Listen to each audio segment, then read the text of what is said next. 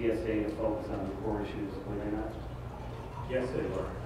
Is that what you're asking this panel to also do? Yes, sir, that's right. Now, let's talk about this slide a little bit before we move on, because I wanted to talk about the survey a little bit more, but this actually breaks down the different classifications that we were discussing earlier, does it not? It does. Seems to me that the CO classification is the largest group, but then you have a substantial number of H-1 members in the other categories. Yes, sir. The next slide.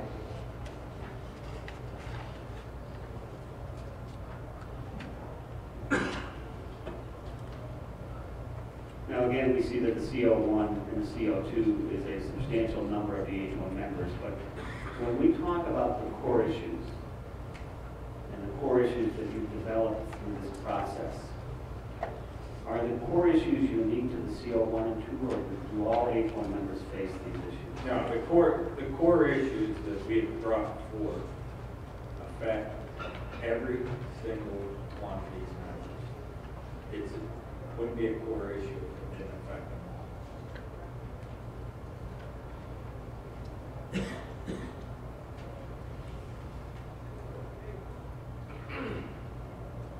So the survey that you sent out, how did you do that? You sent it to all H-1 members, is that correct? Correct. We sent out 10,975 surveys, went out via the mail. Our response back was 4,061 responses returned. And we then collected that data and put it into workable form. Okay. And let's see some of the results of this survey. This was a gender. As you see, we had 3,641 males, and we had 420 females within the bargaining unit that responded. These are responses. These are the responses.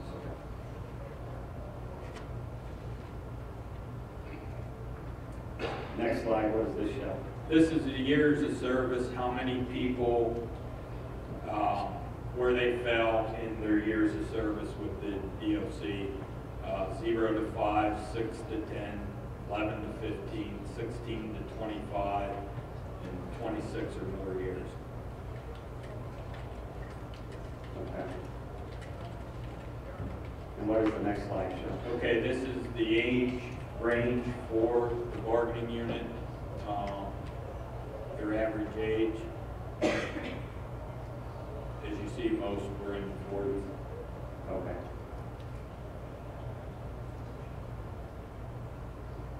What does the next slide show? This is education level, high school completed, further education. What does further education? Further education is anything above the high school, some college, some trades.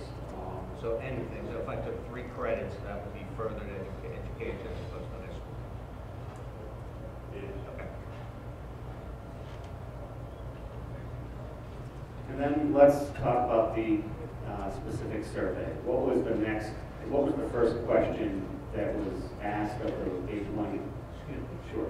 One thing you did not show here in terms of the survey, did you break down responses from CO1s, 2s, forensic, etc.? You have that information? No, we did not, because it wasn't identified on the return as who it came from, only the answers to the questions.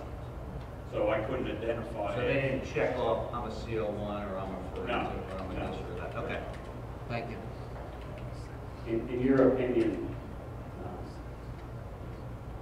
you stated earlier that H-1 members all face the same issues on a day-to-day basis.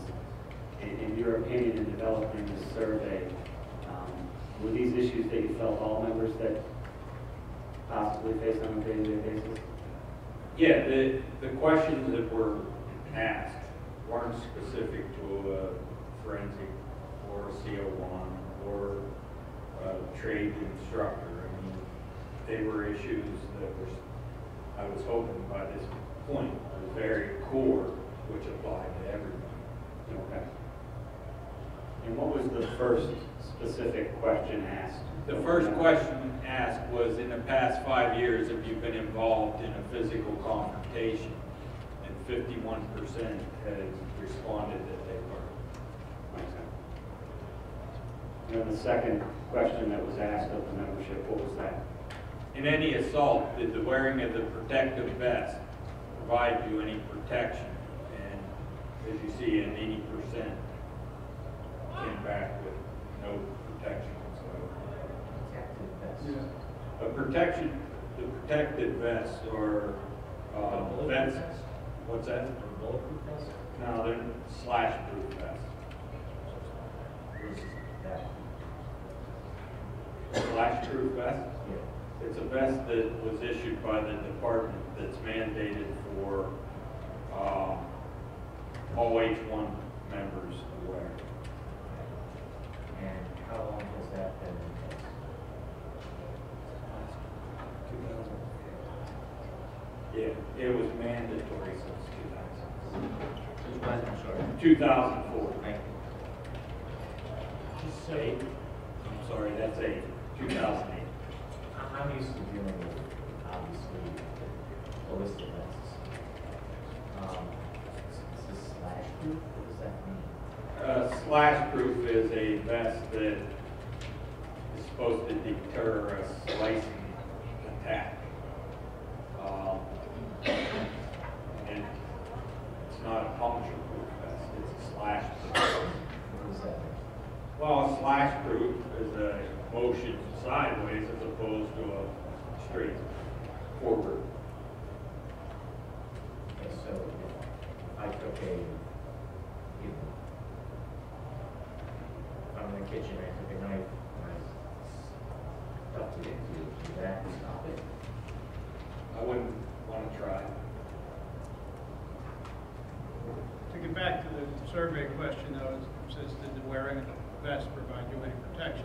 80% say no, but we don't know from the question whether that 80% is involved in slashing. Right. That'd be correct. I don't know what kind of incident. You will see from the evidence that's come forward that most attacks are focused on the head and neck area of our members, especially since the wearing of the vest has become mandatory. It seems like the target has changed drastically. Thank you. And then the third response. Should the wearing of the protective vest be optional? We have various jobs throughout the institution, and there are times that vest is very unnecessary. There are times that our members may wish to wear that vest. It should be left up to the individuals because it depends on where he's assigned and what he's doing in that day, obviously. Is it cumbersome to wear? It is. It's hot, very hot, especially in our older institutions that are not air conditioned. If they're out in the yard in the heating sun, we've had incidents where people were supposed to be relieved and provided water. It doesn't happen always.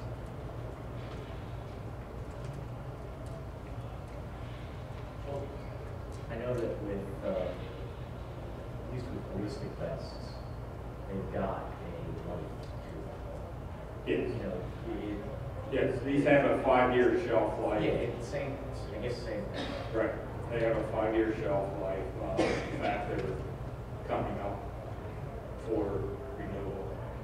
They should be coming near the end of their shelf life. So the Commonwealth is about ready to replace approximately 10,000 vests. Close to a lot. The next question that was asked of the membership, Are you satisfied with the current medical plan? 54% said no. okay. What was the next question asked of the membership? in the last 12 months, have you had medical expenses not covered by your plan? 54 were yes. All right, and did you further break out this question? I did. All right, how did you do that? We tried to see what kind of out-of-pocket, if they had out-of-pocket expenses, to try to get an idea of what those costs were to the individuals. And as you see, most succeeded the 200 or more. Say out of pocket, does that mean things like prescription co-pays, doctor office? Yeah, anything out of the, that the member had to take out of his own pocket that his plan did cover.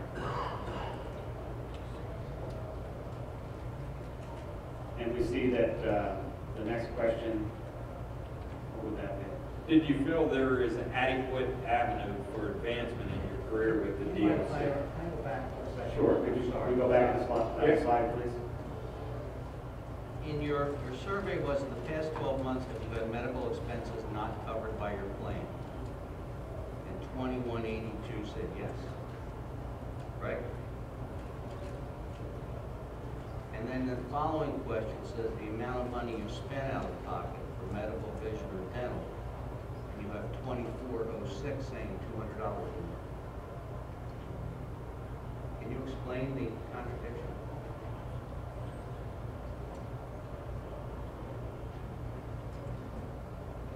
The ones that came back, if they had out-of-pocket expense, some would mark what their out-of-pocket was.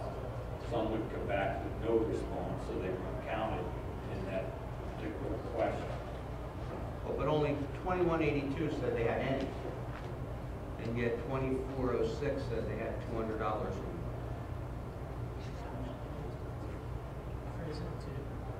Yeah, one says in the last 12 months, have you had medical expenses not covered by your plan? I think that would go to deductible. And then the other would include, you know, co-pays and stuff. But I'm just guessing. You have to Yeah, guess. Yeah, I think it's probably that great to just ask two questions. It certainly should relate to each other. That's So- how old surveys. In preparing these slides, you took the information. I'm not questioning him. Right. As to how he, No, the no. information that's on here, how he did it. What happened was when these surveys come back, and we have the surveys, so I could go back and look, that's one issue. One, they may answer question number 3 or 5, but they may not have answered question number 6, or they may not have answered question number 5 and just answered number 6. Well, you have 4,033 people answered number 5. That's almost all of your survey respondents. Correct. So that can't be the answer. But I don't want to belabor it, I just, thank you.